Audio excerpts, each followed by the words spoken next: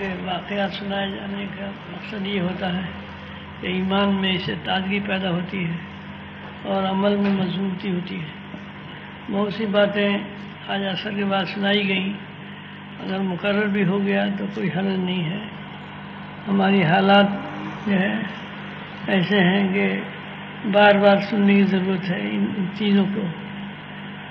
حضرت اقدس مدفعظم العالیہ نے اب سے کچھ عرصہ پہلے مدرسہ مظاہر علوم کے مظاہر علوم سہارنپور کے حضرات اساتذہ و منتظمین کو اور ملازمین کے لیے ایک مضمون لکھایا تھا، جس میں اپنے قریبی اکابر و اسلاف کے کچھ واقعات ذکر کر کے دکھلایا تھا کہ مدارس کے معاملات میں ان حضرات کا رویہ کس قدر احتیاط اور تورع کا تھا۔ تورع مانے تقویٰ طہارت کے تھا، اور وہ خاص اس باب میں آخرت کے محاسبہ سے کس قدر لرزاں اور ترساں ڈرتے سے ہوا، حساب دینا ہوا، ڈرتے رہتے تھے۔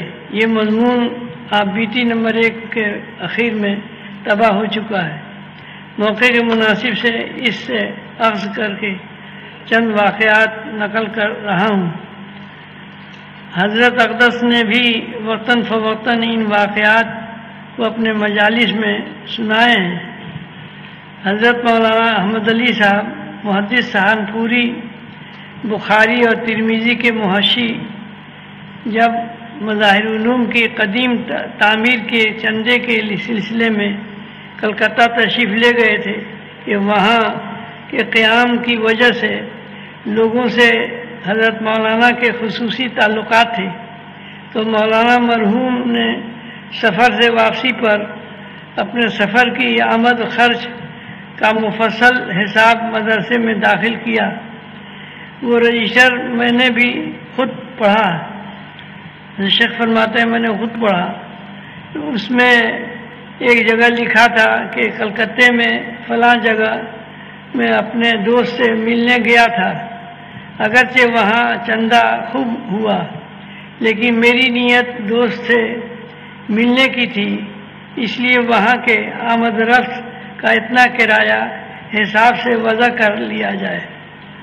ایک محصل صاحب آئے تھے، چند سال ہوئے، بڑے مدرسے کے طرف سے آئے تھے ہردوئی میں، تو وہ کوئی دعوت کرتا تو کہتا کہ یہ میرے اوپر احسان نہیں ہے، ہمیں مدرسہ کھانے کو بھی دیتا ہے اور تنخواہ بھی دیتا ہے، یہ مدرسے پر احسان ہوگا آپ کا کہ اس جو ہے ہم غیر حاضری لگا دیں گے۔ ایسا کون محصل کرتا ہے؟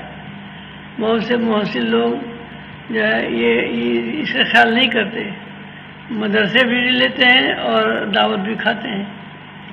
تو یہ چیزیں جو ہیں تقویٰ طہارت اللہ والوں سے تعلق سے ہی ملتا ہے کہ انسان کے اندر تقویٰ داخل ہو جاتا ہے۔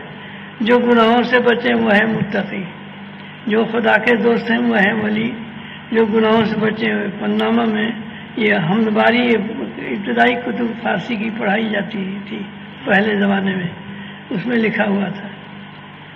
تو فرماتے ہیں حضرت کے سفر سے واپسی پر اپنے سفر کی آمد خرچ کا مفصل حساب مدرسے میں داخل کیا۔ وہ رجسٹر میں نے بھی خود پڑھا، اس میں ایک جگہ لکھا تھا کہ کلکتے میں فلاں جگہ میں اپنے دوست سے ملنے کے لیے نیت سے گیا تھا، اگرچہ وہاں چندہ خوب ہوا، لیکن میری نیت دوست سے ملنے کی تھی، اس لیے وہاں کے آمد رفت کا اتنا کرایہ حساب سے وضع کر لیا جائے۔ حضرت اقدس سیدی مولانا خلیل احمد صاحب رحمۃ اللہ علیہ نولہ مرکزہ جب ایک سالہ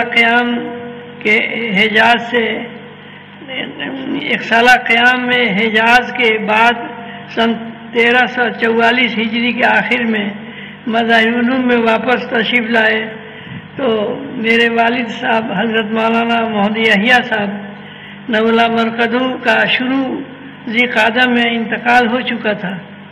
حضرت نے مدرسے سے تنخواہ لینے سے یہ تحریر فرما کر انکار کر دیا کہ میں اپنے ذوف و پیری کی وجہ سے کئی سال سے مدرسے کا کام پورا نہیں کر سکتا تھا، لیکن اب تک مولانا محمد یحییٰ صاحب میری نیابت میں دورے کے اسباق پڑھاتے تھے۔ اب چونکہ ان کا انتقال ہو چکا ہے اور مدرسے کی تعلیم کا پورا کام نہیں کر سکتا ہے، اس لیے قبول تنخواہ سے معذور ہوں۔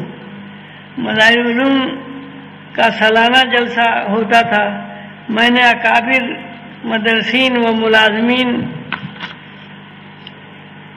میں سے کبھی کسی کو جلسے کے کھانے یا چائے پان کو کھاتے نہیں دیکھا۔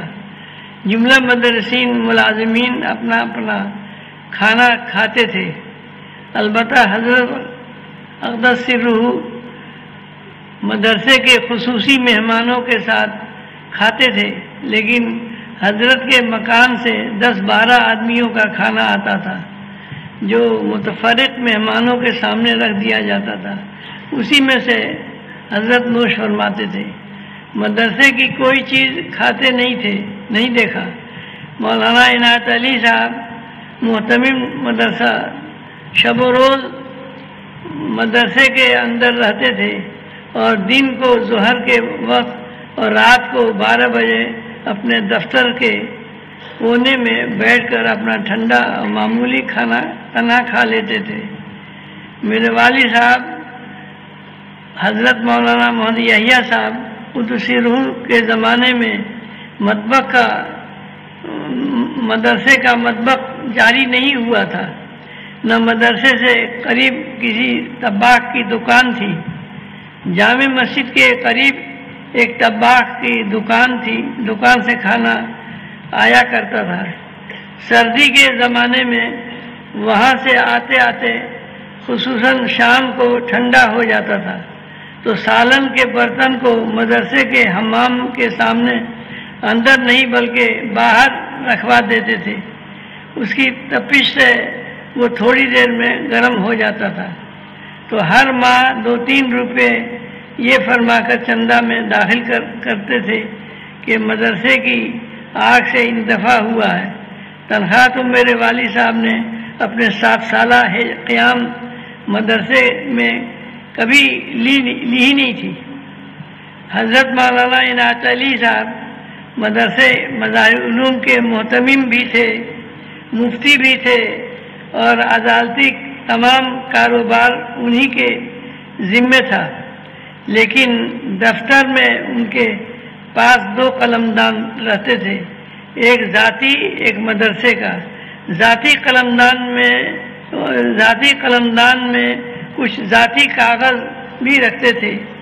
اپنے گھر کوئی ضروری پرچہ بھیجنا ہوتا تو اپنے قلمدان سے لکھتے تھے، مدرسے کے قلمدان سے کبھی نہیں لکھتے تھے۔